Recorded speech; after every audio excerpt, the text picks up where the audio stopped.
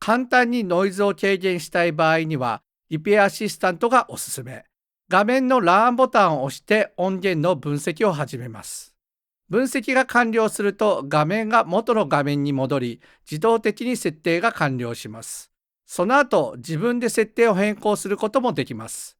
最終的な設定が完了したら、レンダーボタンを押して編集を完了します。今日は9月です。結構涼しいですね。もう半袖だとちょっと寒いくらいです。今日は9月です。結構涼しいですね。もう半袖だとちょっと寒いくらいです。